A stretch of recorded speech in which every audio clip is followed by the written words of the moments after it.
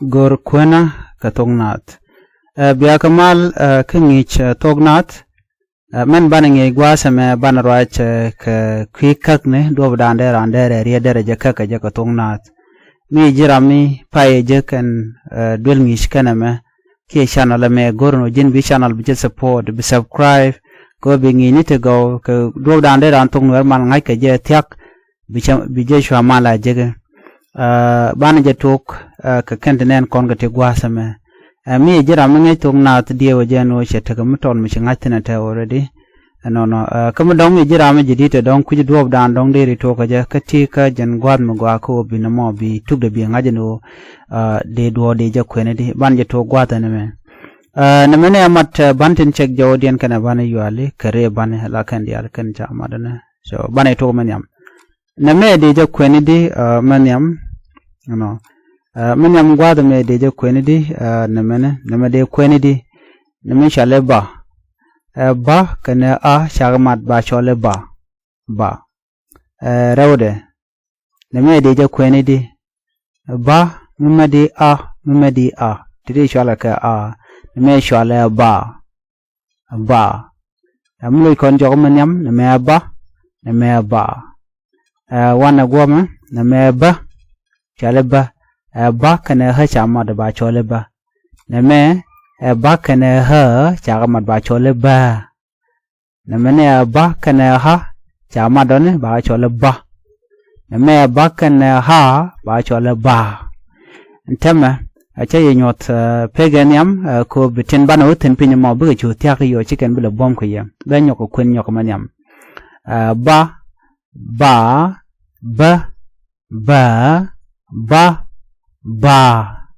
ben nyoko kun nyok ba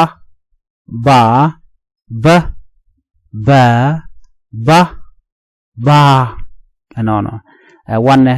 kamera do gwata me ne me chaleke ke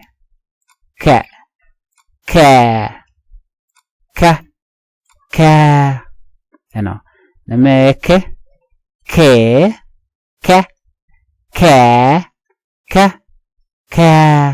ano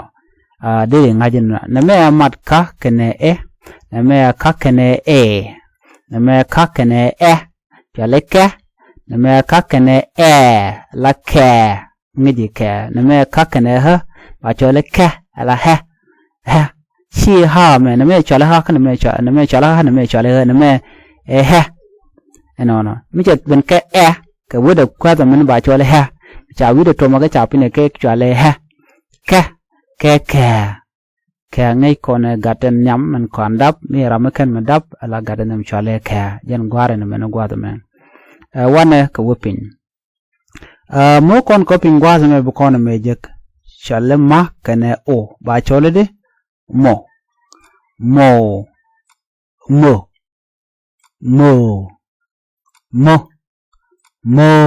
ano tiken kadek na me ma kane o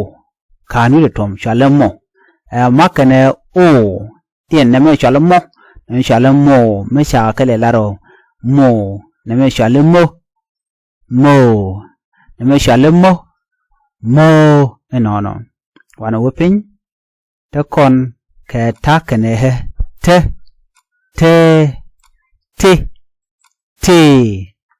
she no na me ta kane ba chole te na me ta kane he ba chole te na me ta kane na me chale te na me ta kane te na me sha kane he chit ke chale sha na me sha kane he chale sha ba mun din jan longwa de me na me dong de la shat ha jan ta dan de gore no bi chu practice a math wana kamado dien amrien ban oro itin bara ge kwi o ka na me chale o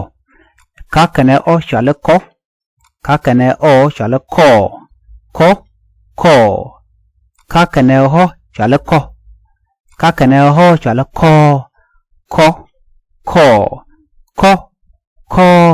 no bi ngaje no ne me karwade o chale o mi kare ba chole o mi nan ba chole ho ko karo wana pin nyok to kon ke bakene I bi bi bakene hi bi bi bi neme bi neme bi neme bi neme bi bi bi bi bi wana pin neme chale sha kane hu shu shu anona shu shu michi konti chana ga ngacha gwa de konwe te ka bande shamat ke ba shal ke me u anono namo shale wu misha wu shamat kene a de tem do dien chana men lap go chana men tel kenem ke ka chana dum nyo gwana chana men nyo gwarna chana men nyo gware nena chana men nyo gware na chana men nyo gware nena tim go ro bi kep gwasa me neme alawu te ke madje ke bane ko ken la bane tin kon la bane yuale shit kam te ka gwa neme ka ban shek jor ban no very important part ati chamat gwa men che ke u kene neme de nangre chale kwa neme kwa neme chale kwa neme e u kene ha chamat ne ba chole wa neme chale kwa neme chale kwa ha we kwa neme kwa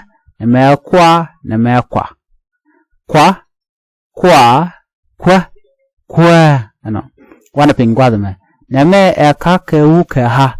neme chalo wa ba cholo kwa ano kwa ala u mat ke je ke bantin ko kentin gi kon go gwa me la mat ke banin kon tin ngai kon ke chike metia ke ha no ke he ke I ke o ene mide beno amde la gwada mo ajan mat ke jamone biken me dien biken kulo nyoko noni nyok gwada dan en shamushit ke mo chaje lare ke diala titin ba nywa ke tin ba mat ke hu kan ke ban yuale kan tin chal kere ban yom cha kulo kombani yo berier dien be kulno akon men mo ke share dien gwasame mukan kon wu kan o ana wu kan o namuna mena gor de cholede kan me de cholede chan rodan minyo mo dien kamukan kon ka kan wu kan ho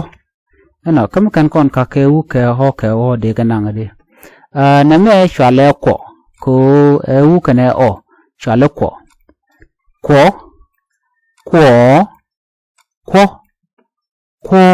dio je sha mutot ngai tene tama neme ko no misho wiye wona katin ko kentin matke ana bi dagden be sho ngai one example amene kam kon go ko le chublo duga misha gore ka ke u ke o chikon cholinen shwale ko kamicha sacha matin ba cholti ko s ba jinon ko da tamana manen ko s kos okay kamicha dorgor gwada menen nana cha latin o shale o kasha mukera dilele kenyam kwene neme ba klariamat neme